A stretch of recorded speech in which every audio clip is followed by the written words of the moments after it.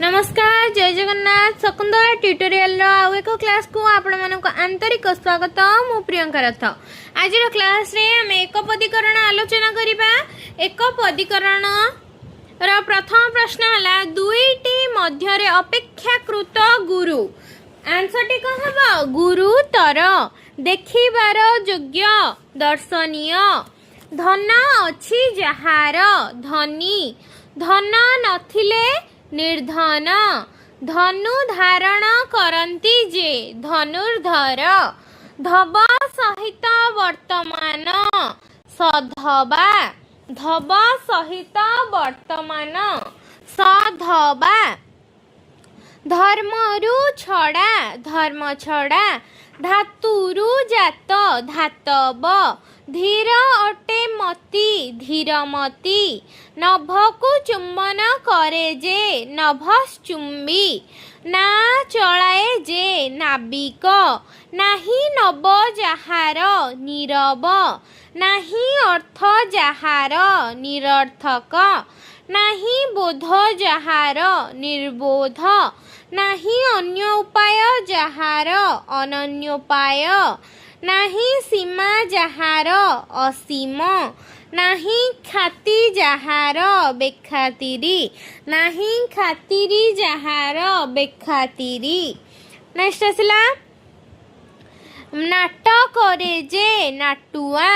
निर्गत होइअछि मल जहिरु से निर्मल निर्गत होइअछि मल जहिरु से निर्मल निज निज मध्यरे विवाद अंतर्विवाद पथ मानकर राजा राजपथ पंचवटर समाहार पंचवटी प्रभुर भाव प्रभुत्व पवनंक पुत्र पावनी पर्वत संबंधीय पार्वत्य पड़ी उठी धाए जे पतंग परिहार करिबार योग्य नुहे अपरिहार्य प्रबलर भाव प्राबल्य प्रस्तुत नथिबा अप्रस्तुत परर उपकार करे जे परोपकारी परिहार योग्य परिहार्य पवित्र करे जे पावन पद्मनाभिरे जहांकर से पद्मनाभ प्रणयन करे जे प्रणेता पाद ठारू मस्तक पर्यंत आपाद मस्तक पीबा पाई पानी पीबा पानी पीबार इच्छा पिपासा पिनाक पानी रे जहार पिनाक पानी पिला ठारू बुढ़ा पर्यंत आबाल वृद्ध वनिता पितृ संबंधीय पैतृक पुरोहितर कर्म पौरोहित्य पुण्यतोया जहार पुण्यतया पुत्रर पौत्र प्रपौत्र पुत्रर पौत्र प्रपौत्र पौत्रर पुत्र प्रपौत्र पुत्रर पौत्र होची प्रपौत्र पौत्रर पुत्र भी प्रपौत्र। नेक्स्ट कौन छी पूर्वे जहाँ भूत होई नथिला अभूत पूर्व पृथ्वी संबंधीय पार्थिव पितामहंकर पिता प्रपितामह फुटा अटे माठिया फुटा माठिया फुलर बगीचा फूल बगीचा फटा अटे हांडी फटा हांडी फलंती अटे गछ फलंती गछ बनर पति वनस्पति वस्तु को जे धारण करे वसुंधरा वज्र परी कठोर वज्र कठोर विमान चालना करती जे वैमानिक विदेशरु आगत विदेशागत विज्ञान गवेषणा करती जे वैज्ञानिक विमातांक पुत्र वैनतेय विहायसरे गमन करे जे विहंग विहायसरे गमन करे जे आंसर कौन हम विहंग विशेष भावरे दर्शन एक पदीकरण गले कौन हम संदर्शन ବିଶ୍ୱର ମିତ୍ର ବିଶ୍ୱାମିତ୍ର ବିଶ୍ୱରେ ବିଖ୍ୟାତ ହୋଇଅଛନ୍ତି ଯେ ବିଶ୍ୱବିଖ୍ୟାତ ବିଦ୍ୟା ଅଧ୍ୟୟନ କରେ ଯେ ବିଦ୍ୟାର୍ଥୀ ବିନୟର ସହିତ ବର୍ତ୍ତମାନ ସବିନୟ ବିଗତ ପତ୍ନୀ ଯାହାର ସେ ବିପତ୍ନିକ ବିଶ୍ରବାଙ୍କର ପୁତ୍ର ବିଶ୍ରବଣ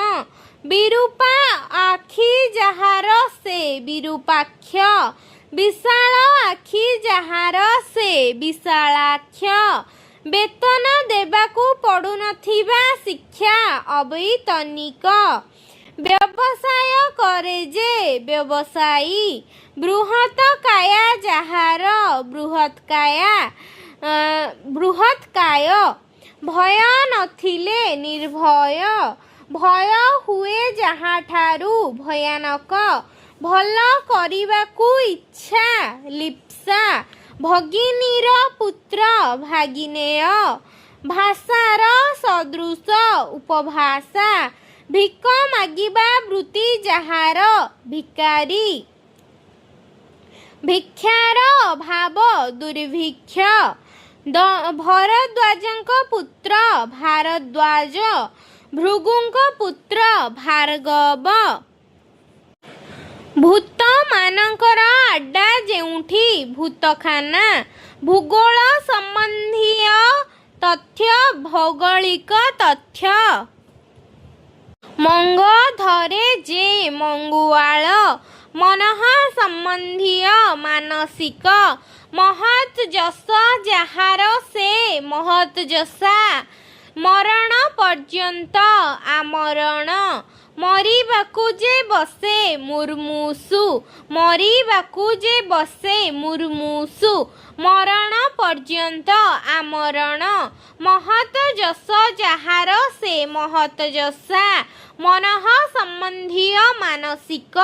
ମାତାଙ୍କ ପରି ମାତୃବତ୍ ମିଥ୍ୟା ଆଚରଣ କରୁଥିବା ଲୋକ ମିଥ୍ୟାଚାରୀ ମିଥ୍ୟା କହିବାର ଅଭ୍ୟାସ ଯାହାର ମିଥ୍ୟାବାଦୀ ମୁକ୍ତି ପାଇବାକୁ ଯେ ଇଚ୍ଛା କରେ ମୁର୍ମୁକ୍ଷୁ ମରିବାକୁ ଯେ ବସେ ମୁର୍ମୂଷୁ ମୁକ୍ତି ପାଇବାକୁ ଯେ ଇଚ୍ଛା କରେ ମୁର୍ମୁକ୍ଷୁ ମେଘ ଦ୍ୱାରା ଆଚ୍ଛନ୍ନ ମେଘାଚ୍ଛନ୍ନ ମେଧା ଅଛି ଯାହାର ସେ ମେଧାବୀ ମୃତ ହୋଇଅଛି ଦ୍ୱାରା ଯାହାର ମୃତଦାର ମୃତ ହୋଇଅଛି ଦ୍ୱାରା ଯାହାର ମୃତଦାର ଯହିଁରେ ଜଳ ଥାଏ ଜଳଧି ଯହିଁରେ ସମ୍ୟକ୍ ରୂପ ନ୍ୟସ୍ତ କରାଯାଏ ସମାଧି ଯହିଁରେ ବହନ କରାଯାଏ ବହିତ୍ର ଯହିଁରେ କର ଦେବାକୁ ପଡ଼େ ନାହିଁ ନିଷ୍କର ଯାହା ଅନୁସରଣ କରାଯାଏ ଅନୁସୃତ ଯାହା ପାଠ କରିବା ଉଚିତ ପଠନୀୟ ଯାହା ବରଣ କରିବା ଉଚିତ ବରଣୀୟ ଯାହା କରିବା ଉଚିତ କରଣୀୟ ଯାହା ଅନୁକରଣ କରିବା ଉଚିତ ଅନୁକରଣୀୟ ଯାହା ସପ୍ତାହରେ ଥରେ ପ୍ରକାଶ ପାଏ ସାପ୍ତାହିକ ଯାହା ନୀତି ନୁହେଁ ଅନୀତି ଯାହା ସବୁଠାରୁ ଭଲ ସର୍ବୋତ୍ତମ ଯାହା ଦରକାରୀ ନୁହେଁ ଅଦରକାରୀ ଯାହା ସୁମାରି କରି ହୁଏ ନାହିଁ ଅସୁମାରି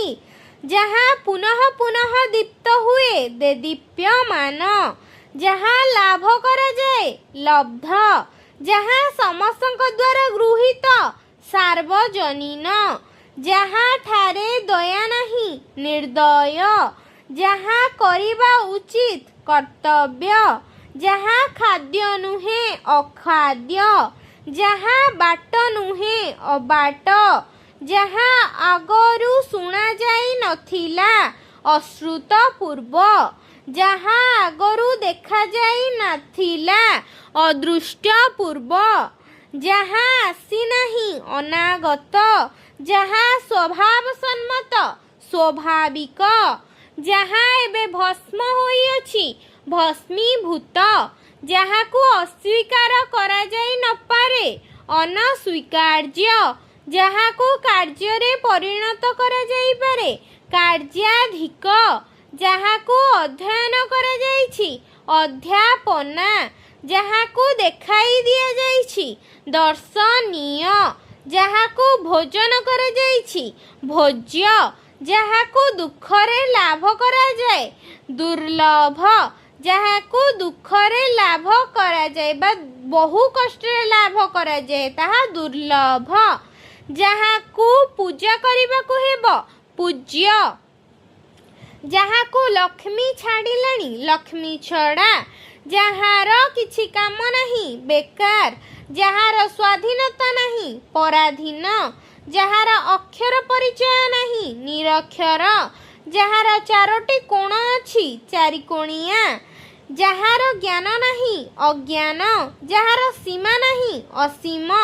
ଯାହାର ଆଶ୍ରୟ ନାହିଁ, ନିରାଶ୍ରୟ, ଯାହାଦ୍ୱାରା ଶ୍ରବଣ କରାଯାଏ, ଶ୍ରୁତି, ଯାହାଦ୍ୱାରା ଲେଖାଯାଏ, ଲେଖନୀ, ଯାହା ସାହାଯ୍ୟରେ କୁହାଯାଏ, ବକ୍ତା, ଯେ ଇତିହାସ ଜାଣନ୍ତି, ଐତିହାସିକ, ଯେ ବନରେ ବାସ କରେ, ବନବାସୀ, ଯେ ଦାନ କରେ, ଦାତା, ଯେ ମହାକାଶରେ ଯାତ୍ରା କରେ, ମହାକାଶ ଯାତ୍ରୀ, ଯେ ବହନ କରେ, ବାହକ, ଯେ ଉଦ୍ଭାବନ କରନ୍ତି, ଉଦ୍ଭାବକ, ଯେ ଲେଖେ, ଲେଖକ, ଯେ ବଢ଼ୁଥାଏ, ବର୍ଦ୍ଧିଷ୍ଣୁ, ଯେ ସହୁଥାଏ, ସହିଷ୍ଣୁ, ଯେ ଜଳ ଦିଏ, ଜଳଦ, ଯେ ସୃଷ୍ଟି କରନ୍ତି, ସ୍ରଷ୍ଟା, ଯେ ହତ୍ୟା କରେ, ହନ୍ତା, ଯେ ଶ୍ରବଣ କରନ୍ତି, ଶ୍ରୋତା, ଯେ ଭାବନା କରେ, ଭାବୁକ, ଯେ ନିନ୍ଦା କରେ, ନିନ୍ଦୁକ, ଯେ ଦେଶକୁ ଭଲ ପାଏ, ଦେଶପ୍ରେମୀ, ଯେ ଭଲ ପାଏ, ପ୍ରିୟ, ଯେ ଗୁଣର ଆଦର କରେ, ଗୁଣଗ୍ରାହୀ, ଯେ ଚିହ୍ନା ନୁହେଁ, ଅଚିହ୍ନା, ଯେ ଆପଣାକୁ ପଣ୍ଡିତ ବୋଲି ମନେ କରେ, ପଣ୍ଡିତମନ୍ୟ, ଯେ ଆକାଶରେ ଉଡ଼େ, ଶୂନ୍ୟଚର, ଯେ ଆକାଶରେ ଉଡ଼େ, ଶୂନ୍ୟଚର। ତେବେ ଆଜିର ଆଲୋଚନାରେ ଆମେ ଏକପଦୀକରଣ ଆଲୋଚନା କଲେ। ନେକ୍ସଟ କ୍ଲାସରେ ଆଉ କିଛି ଏକପଦୀକରଣ ଅଛି, ଆଲୋଚନା କରିନେବା। ଭିଡ଼ିଓଟି ଭଲ ଲାଗିଥିଲେ ଲାଇକ୍, ସେୟାର, ସବସ୍କ୍ରାଇବ୍ କରିନେବେ।